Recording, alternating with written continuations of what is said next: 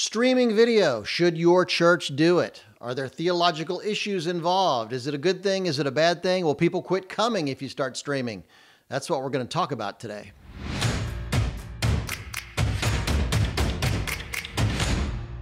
Hi, I'm Phil Cook, and welcome to this episode. We're going to talk about live streaming. And by the way, in all these episodes, thanks for listening. Thanks for watching.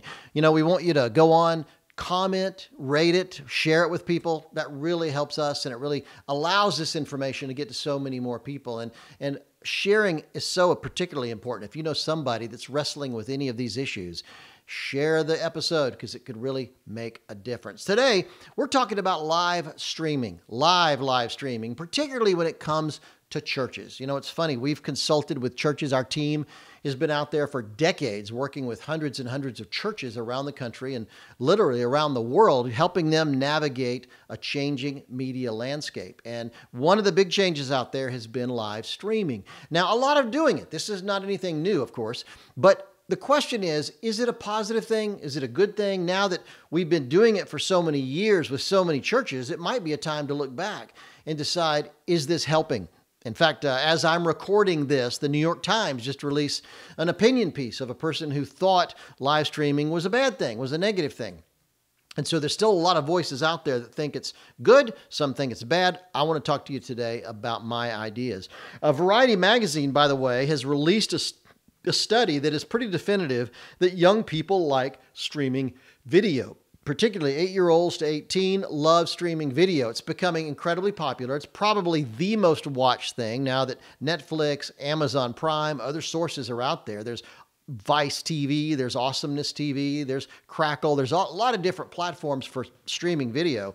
And as it becomes more popular, people are becoming much more comfortable watching on a mobile device, watching on an iPad, on a laptop, or now on their TV set with their smart televisions. So live streaming is an interesting question, and the question is a lot of pastors are still holding back. We worked with a church recently who is absolutely convinced that if they start live streaming their services, people will not come. And in my experience, I'll just say up front, nothing could be further from the truth. But there have been efforts to restrict how we share the gospel for a millennium. I mean, remember when William Tyndale translated the New Testament, eventually the Bible, into English. It was against the law to carry a Bible in English. He lived among smugglers in Antwerp, Belgium, just printing. The king's forces raided his printing press multiple times, and he learned how to smuggle pages of the New English Bible into England, and bales of hay and boxes of food. It was a major operation because it was against the law. I think at the time, while Tyndale was doing that, one young boy was burned at the stake for having a fragment of the Lord's Prayer in his pocket in English.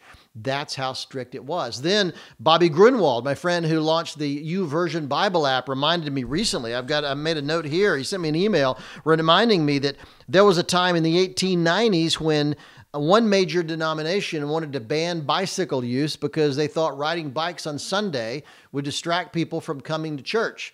So we've been so concerned about distractions over the history of the church that we've kind of lost track about whether people are actually engaging. So here's some things to think about. If you're hesitant about live streaming, or if you're doing it but not sure, here's a couple things to think about big picture. And that is that the church will always be a place where people need to engage. My feeling about the idea of people not coming is if the only reason people come to your church is to hear the sermon, then you've missed something about church. Church is really about fellowship. It's about connecting. It's about being with people. It's about that community of believers coming together to reach the world with the gospel.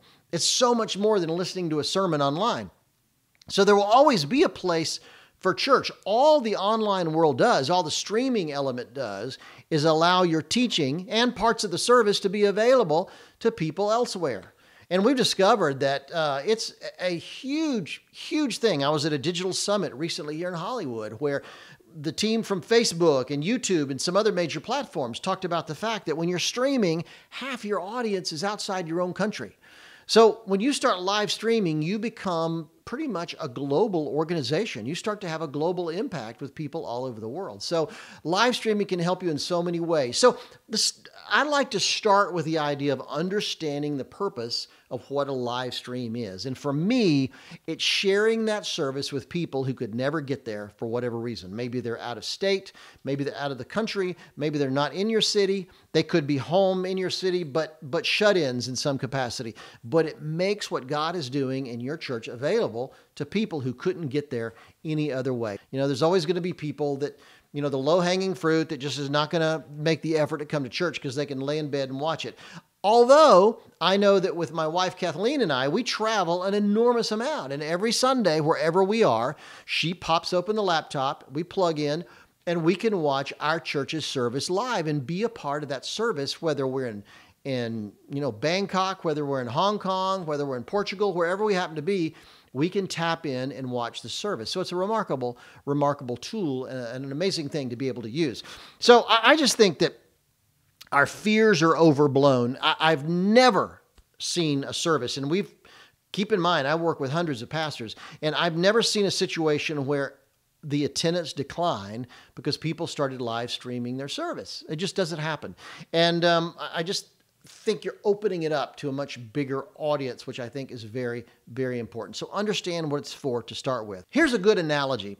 What if a restaurant eliminated takeout orders because they wanted people to come to their restaurant and eat? I mean, that'd be ridiculous because the fact that they offer to go does not make people not want to come to the restaurant. Sure, there are times when you just want to enjoy it at home, but they're always going to come back to the restaurant. There's no indication that offering food to go cuts down a restaurant's business. It's in the same way with the church. Just the fact that you're offering a service to people to watch wherever they happen to be doesn't mean people will quit coming to your church. Think about that because it's such an important way you can reach people who would never darken the door of your church and give them a reason to want to come and visit. Now, when it comes to live streaming, one of the things that we always share, and there are other sources where you can get technical stuff about what servers to use and what company to use and those kind of things. But one of the important things to remember about live streaming is people are watching it on a small screen. So when you're videotaping the service, try to avoid wide shots. You want to give those people on a laptop or on an iPad or a phone a more intimate experience. So you don't want to give them the same view that somebody on the very back row gets, which is a wide shot. And it's much like shooting for IMAG. Very often I will recommend that the IMAG feed go to the live stream rather than a full-on feed. Maybe during worship, you want the multi-cameras and everything going on. But when it comes to the message in particular, you want as intimate experience as possible. So try to get up close. Try to get where a person, even on a small screen, can still get the service and understand what's going on. The other thing I would say is we like to have our clients think more in terms of a campus experience than a live experience, which means your live stream should make people feel like they're a part of a campus, not just a live stream that starts and stops and is some camera shot in the service. We want you to open it up. I'd love to see a pastor come and give a greeting, invite people, thank them that they're there, thank them that they're watching. And then during the offering, I mean, nothing is more boring online than watching a church take up the offering. If you do the offering during the service, roll a video, show people at home how they can be a part of this church and be a part of this congregation. Little things like that make people feel like they're part of a campus will make them feel like they're part of your church. As a result, many of our clients get an enormous response financially from that live stream audience because they feel like I should be giving because I'm getting so much out of this. Again, we don't try to promote a live stream as taking the place of a church, but the fact is people can see different church experiences live stream. And in many cases, if your live stream is compelling, if it's like a campus experience, they're going to want to support it and be a part of it. So I encourage you to think about that rather than just a lone camera in the back. And remember, there are a lot of platforms you can live stream from. Platforms like Facebook, for instance, now does it. And they'll send a note to all your followers that you're starting the live stream. And so many other sources and platforms allow you to live stream in an effective way. So just keep in mind that when it comes to live streaming, you should be exploring it. I'm just a big fan of making the gospel message available to as many people as possible.